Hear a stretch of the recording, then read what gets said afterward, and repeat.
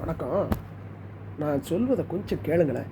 இது அறிவுரையாக இருக்கலாம். ஏன்னா இந்த அறிவுரை கூறுவது என்பது ரொம்ப பெரிய விஷயம். அது கிடைக்கிறது ஏன்னா இப்போ வந்து நேரம் கிடைக்கிறது பேசுறதுக்கே நேரம் கிடைக்கல.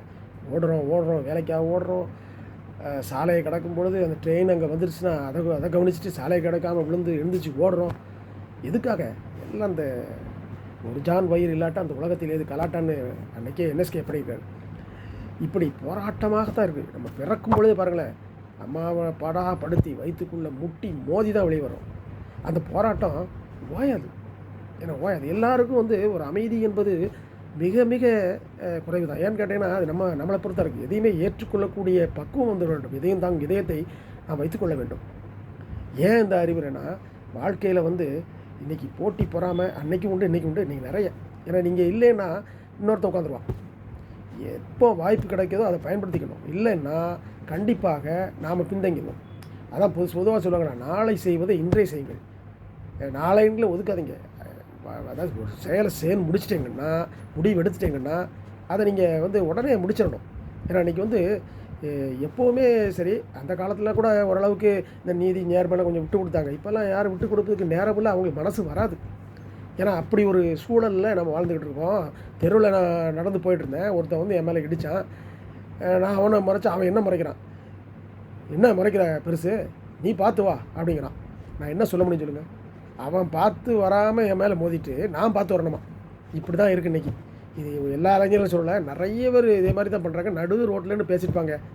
நம்ம என்னையா நடு ரோட்டில் ஏன் அந்த இடத்துல போகக்கூடாதா அப்படிமா? ஏன்னா இதுதான் அவங்க செய்கிறது நியாயம்னு சொல்லி தான் இப்போ பேசுகிறாங்க. இல்லையா அது தப்போ தவறோ அதை பற்றிலாம் யாரும் அதை பற்றி கவலைப்படதில்லை. வயசுக்கு என்பது மரியாதை என்பது வர வர குறைந்து விட்டது. அன்றைக்கெல்லாம் நாங்கள் வந்து எங்களுக்கு எடுத்த ஆசிரியர் வந்து நடந்து வந்து இருந்தாருன்னா நாங்கள் சைக்கிளில் போவோம்.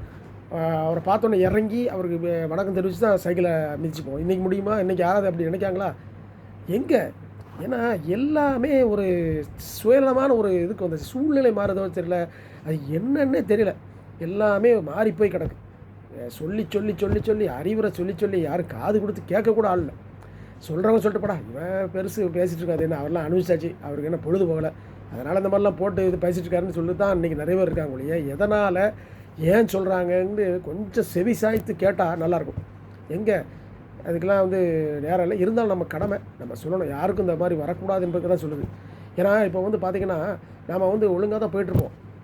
இப்போ பொதுவாக வந்து ஒரு ரேஷன் கடையில் நம்ம வரிசை நின்றுருக்கும்போது திடீர்னு பார்த்தா வந்து போவான். வந்து அவன் சீட்டை கொடுத்தோன்னே அவனுக்கு போட்டுருவாங்க. ஏன்னு கேட்டால் அவன் வந்து நம்ம இவருக்கு வேண்டியவர் அவருக்கு வேண்டியவர் எப்படி ஒரு சாக்கு சொல்லுவோம். எல்லாருமே எதிர்த்தாலும் அங்கே பலன் இல்லை. ஏன்னா இதுதான் இன்றைக்கி நடந்துகிட்ருக்கு.